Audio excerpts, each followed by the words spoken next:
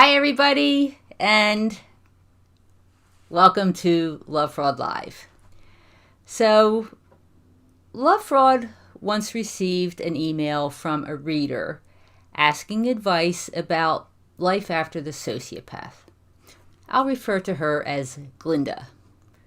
Glinda had been discarded by her sociopathic ex-husband, but in time, she was fairly well recovered. Her work was good, she had friends and hobbies, her kids were well cared for and well adjusted to their family routine. Glinda did not have a romantic partner, wasn't looking for a romantic partner, and then a guy from her job started paying attention to her. But, was it safe to respond? She didn't know if she could trust again. Now, Glinda didn't just grow apart from her ex-husband, as happens in regular divorces. She had been thoroughly betrayed. She had her soul sucked out. Those were her words. And within a couple of weeks, she lost her husband, her imaginary life, her home, everything. So, was the guy from work another sociopath? Did she have victim tattooed on her forehead? Or was it safe to give him a chance? I'm Donna Andersen, author of Lovefraud.com, and tonight I'm going to offer 10 tips for dating after the sociopath. This is a live streaming show, and I'll answer your questions at the end of my short presentation, so please send them to me as we go along. Okay, let's get started. After the trauma of a sociopathic relationship, we are allowed to recover. We are allowed to move on. In fact, if we don't move on, if we don't take our lives back, we're still in the trauma. We're still punishing ourselves for something that was not our fault, the run-in with a sociopath. It is healthy to put an end to it and get back to living. So when it comes to dating, how do we do it safely? I once received a query from a reporter who was writing about dating. How do you know when you can trust your man, she asked. Well, I believe the answer is you can trust your man or your woman when you can trust yourself. Of course, that is exactly what Glinda was struggling with, as are many of us who had multiple run-ins with sociopaths or other bad actors. How do you know that you're no longer sending out the "I'm a victim" vibes? Well, for Glinda, I believe that the answer was in what she told me. She was basically at peace. Her work, her friends, her hobbies, kids, everything was good.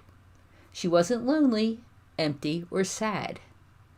All of this meant that she was not looking for fulfillment from outside of herself.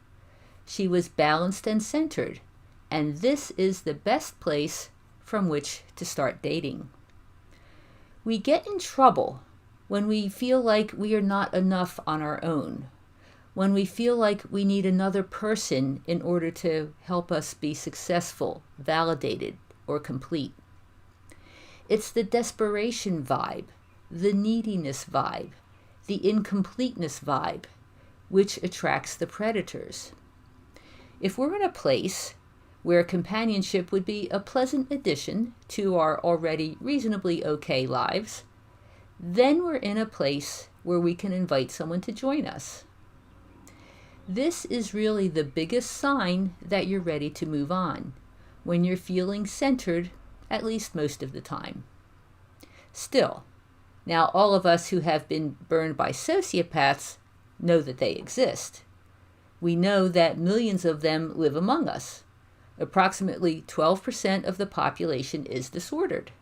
So we do need to protect ourselves. So here are 10 tips to keep in mind when you're feeling ready to begin dating again. Number 1, know the warning signs of sociopathic behavior in dating situations. Actually, they're pretty predictable. and all sociopaths seem to operate out of the same playbook. But here's a caution. You may not see the behaviors right away. Sociopaths can successfully put on an act for quite a long time. So read my first book, Red Flags of Lovefraud, 10 Signs You're Dating a Sociopath, right here. In it, I tell you what to look for, and many people have told me that the signs I describe in the book are on the money. There's a link to the book in the description below. Number 2, if you ever see a behavior that makes you respond, "Huh? What was that about?" Pay attention. It may be that your normally laid-back romantic interest suddenly lashed out at a waiter or snapped at you for no reason. If you're shocked, do not totally dismiss what happened. It may be that the mask has just slipped enough for you to catch a glimpse of what is really behind it. Here's number 3. Check the person out. It is commonplace for people to Google potential partners right away, so don't feel like you're out of line by doing it. In fact, be sure to search creatively. Check out the person's name, employment, and any background information that he or she offers you. Here's number 4. Do not allow most of your relationship to be text, phone, or email. Experts estimate that 65% to 90% of the meaning in human communication comes from nonverbal cues, tone of voice, body language, etc. With email, text, and phone, the cues are missing. We don't get the full range of human communications. So what do? We fill in the gaps with what we want to believe. We fall in love with our own fantasies. Here's number 5. Avoid long-distance relationships. You want to be able to get together with this person easily, and, if things start working out, frequently. You want to be able to meet their friends and family, see his or her workplace, and spend time together in a variety of environments. In my experience, the outer limit of a geographically workable relationship is about an hour and 45 minutes of drive time. If you can't conveniently drive to get together, the relationship is probably a bad idea. Here's number 6. Do not throw out a perception. If some behavior or statement strikes you as odd or troublesome, do not let the person talk you out of your perception or explain it away. Do not let the person gaslight you into believing it never happened. Here's number 7. Consider what your friends and family say. If people are telling you that the guy or the woman is bad news, and they have a bad feeling or other negative feedback, at least listen. You may even have to solicit their opinions. Often people have reservations, but they don't want to spoil your happiness, so they don't say anything. Give your friends and family an opportunity to speak. However, if you have bad vibes and your friends and family say you should give the person a chance, be sure to trust yourself. Here's number 8. Go slow. But understand that although going slow is important, it is not foolproof. Sociopaths are masters at maintaining a charade for as long as it takes to reel their target in. I know a woman who dated for 4 years, finally married the person, and then immediately after she signed the dotted line, he flipped from Dr. Jekyll to Mr. Hyde. This person was able to keep the act going for 4 years, and then, once she was totally hooked, revealed his true sociopathic self. Number 9, trust your instincts. We all have an internal warning system.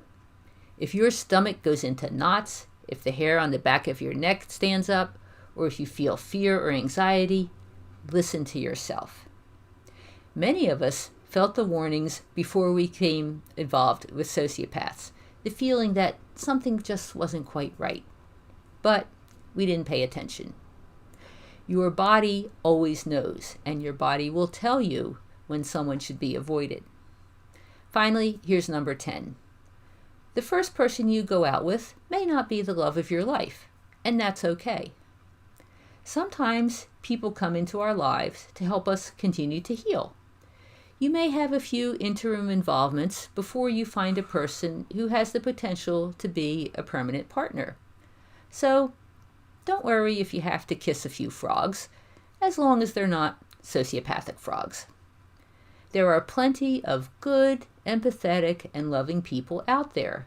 So let your experiences evolve and pay attention to what you observe and what you feel all along the way. Yes, it is certainly possible to recover, to heal, and to fall in love again. And I can tell you, the love I have with my husband now is richer and more fulfilling than anything I experienced before the sociopath. Okay, so let's see what kind of questions we may have tonight.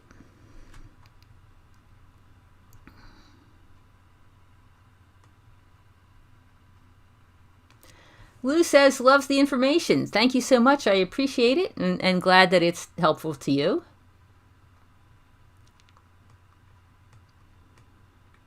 Sammy's here tonight. Hi, Sammy. How you doing?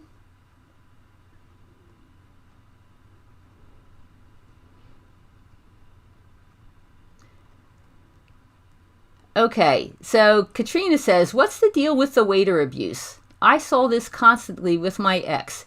It was like he was a totally different person. That's a really good question. I've certainly never seen any research on why they do it, but knowing how sociopaths behave, I would say that dealing with waiters is an opportunity to exert power and control to someone who has to take it. That would be a short answer, and that the sociopaths feel like, you know, it's somebody they can boss around and kind of get away with it because they're paying this person. But in any event, people who are truly centered and truly know how to treat others are at least civil to waiters. I mean, you might get a little angry when everything's, if the waiter is careless or screws things up or has an attitude, that's understandable. But, you know, people who are truly centered and know what it's like to be human generally at least try to treat other people well, no matter what station they're in, or, you know, if someone is waiting on you, I mean, you can be pleasant to them. So if somebody is not willing to do that, I would say that that's certainly something that you should pay attention to. And I guess to answer the question again, it's probably because the sociopaths feel like they can get away with it. They're entitled to boss around a waiter. But, you know, a normal, caring, human person treats others like other normal, human, caring individuals and don't do that. But it's definitely something to look out for.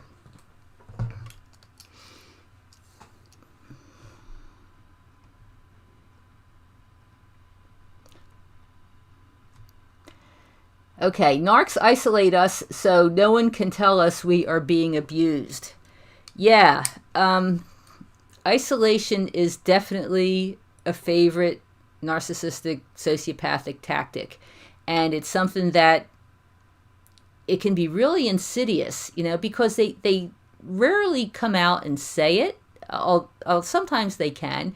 But usually what happens is that if you want to see your family or your friends, the sociopath just makes it so uncomfortable and is so possibly rude to your families and friends, or, you know, is sitting there fidgeting the whole time, that you definitely get the message that he or she doesn't like this situation.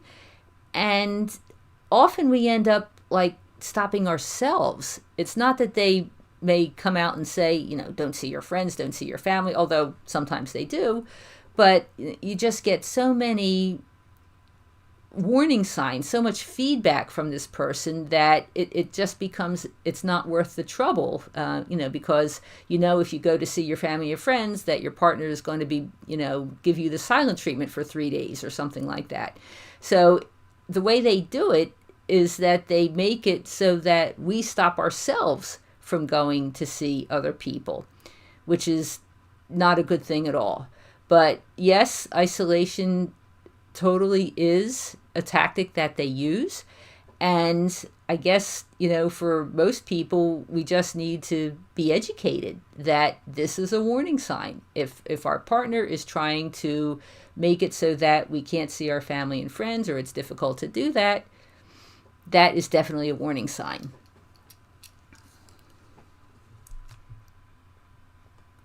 Okay. All right. Oh, so Jay asks, how do these people come into existence? Okay. Well, there are probably a few different videos, or I've mentioned this in a few different videos, but since the question is asked, we can always address it again. These personality disorders are highly genetic.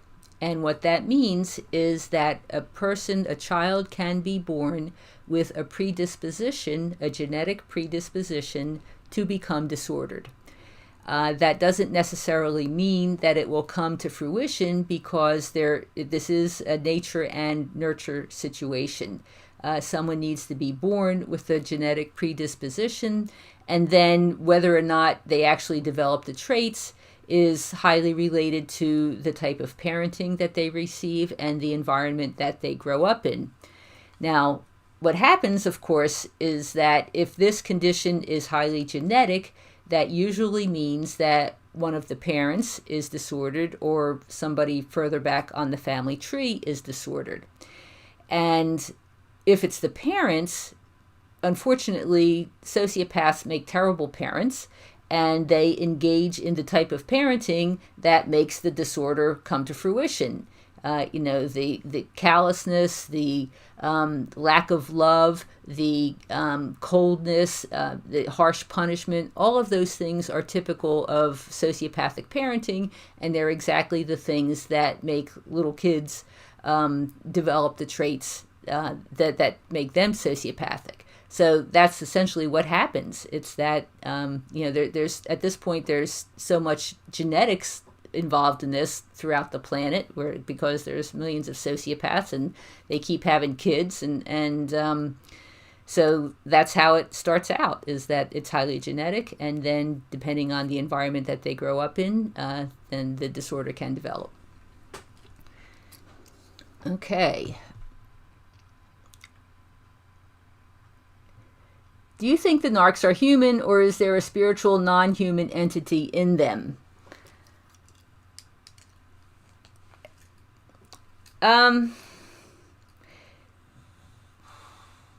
You might want to read my first book called Lovefraud, and the subtitle is How Marriage to a Sociopath Fulfilled My Spiritual Plan. I kind of do talk about my impressions of what goes on, but I don't have a whole lot of inside information on this. My feeling is that, or what I've gleaned through my experiences, is that they're human, but they've made decisions through in their soul's journey, that they want to pursue what they want, as opposed to what's good for everybody and what's good for humanity. Most of us, if we have any kind of spiritual or religious feelings, we generally recognize that we're working towards our own salvation, one way or another. Well, sociopaths don't think that. They don't think that they have to any salvation at all. So they're just out to do whatever they can in this lifetime without any thoughts about how they want to improve themselves over time and over lifetimes. So that's kind of the way I look at it, that they do have the opportunity to change if they want to, but unfortunately sociopaths don't necessarily want to, and it could be a long time before they decide that they want to be human like the rest of us. Okay.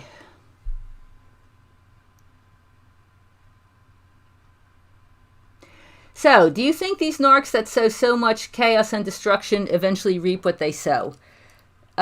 Yeah, sometimes, many times they do. In fact, it's pretty fairly common knowledge that sociopaths tend to die younger than regular people. Often it's because of their violent lifestyles, for those who are violent, or those who a lot engage in substance abuse. I mean, there's a pretty high correlation between sociopathy and substance abuse, so those can be issues. They also tend to be reckless and irresponsible, so you have issues with car accidents and things like that. But there is some data that does say that they tend to die younger than most people do. Now, they also can get in trouble. Plenty of sociopaths are in jail, because some of them are criminal. So that happens, although I would say the vast majority of people who are sociopathic are not in jail. But the number of sociopaths who are in jail, I think it's maybe like 25% of the prison population, or maybe even more, have antisocial or psychopathic personality disorder. So they're pretty well represented among people in jail. So that certainly is not necessarily a good outcome. And sometimes they just get caught. They get exposed. I know my ex-husband was exposed. I made it so that it was very difficult for him to continue to find women, because they would Google his name and find Lovefraud, and that was the end of that date. So sometimes they do, but I would say it's important not to wait for that, because it could take a long time. And, once, if you've been involved with a sociopath, the best thing to do is to work on your recovery and then live your life. And you may hear sometime down the line that the sociopath has had his comeuppance or her comeuppance, but you can't wait for that, because it could take a long time. Okay. All right, how can these sociopaths manipulate a child to hate the loving parent? Oh, well, what you're talking about there is parental alienation, and that happens a lot. And essentially, the problem is that sociopaths view everybody else outside of themselves as objects, and objects to be manipulated. And a lot of sociopaths don't necessarily want to just split from a partner and move on. They want to punish the partner forever. And when there is a loving parent, one of the ways to rip their hearts out is to take the kids away. And since they probably can't do that by law, although some of them do, I hear of plenty of cases in which sociopathic parents who are abusive to the kids manage to put on such a good show in court that they convince the court that they're the healthy parent, and they get awarded full custody. I mean, it happens more often than anyone would want to know. But even if that's not the case, even if it's a situation where there's 50-50 custody or something like that, they often do their best to turn the kids away from the other parent. And it's just revenge. It's just wanting control. And, there's lots of ways that they do it. They out and out tell the person that tell the children that, there's something wrong with your mother, and if it wasn't for your mother, that, I would have plenty of money, but, because she went to court, it took all my money away, and that's why I can't afford to buy you ice cream, and, all these other things that go on. And of course they're lying, but the kids don't know. The kids are just trying to navigate this situation with this person who, kids learn pretty quickly what they need to do to survive. And often, in order to survive, they align themselves with the abusive parent because it's the only way to protect themselves. And sometimes it doesn't get undone, which is really sad. But essentially, the sociopaths are looking for revenge. They still want power and control. And so this is the way to get it, and that will hurt their former partner the most. Okay, so CC asks, what percentage of predisposed people actually practice it? I don't know if that is knowable. I've never seen any research on that. I imagine what you're referring to is how many people who are genetically predisposed to become sociopaths actually do become sociopaths. And I've never seen any data on that. I don't know. I can say that it's certainly possible for people who have disordered parents not to be disordered themselves, because I talk to those people all the time who are essentially normal, and they realize that they've got these disordered parents, and that's just the crapshoot of genetics, that that some people get it and some people don't. But as far as how many actually move on to become sociopaths, I don't know. I don't know the answer to that. Well, here's a good point from Deborah Lynn. They don't want to change. They think they're above the rest of us. And yes, that's absolutely true. I mean, that's why therapy is just useless with a sociopath, because the whole point of anybody who decides to go to therapy is that they want to change and they want to feel better, or they want to solve a problem. Well, sociopaths don't want to do that. I mean, they're very happy the way they are, and if there's a problem, it's your problem. It's not their problem. So they have no motivation to change, so they don't. So that's why, people who think that sociopaths can get help with therapy, I mean, it doesn't work. They can learn to modulate their behavior so that they don't have inconveniences. Like, for example, they can learn to stop at red lights, because they know if they go through a red light, they get a ticket, and that's a pain and an inconvenience they don't want to deal with, so they stop at red lights. But as far as actually becoming loving and having a conscience, it's not going to happen. So, therapy for a sociopath, I mean, nothing has proven to be helpful in order to actually make them whole and healthy human beings. Okay, so Chevy Van says, should you get revenge if they don't know where it came from or evidence of a crime, etc.? There's two different things going on here. One is revenge, and the other is evidence of a crime. I see two parts to this question. Real revenge, from my point of view, and I actually have a video on this called How to Get Revenge Against a Sociopath. Real revenge means living your life. It means putting the incident behind you, as I talked about here, starting to date again, eventually finding a partner. I mean, that's real revenge, when the sociopath has no control over you.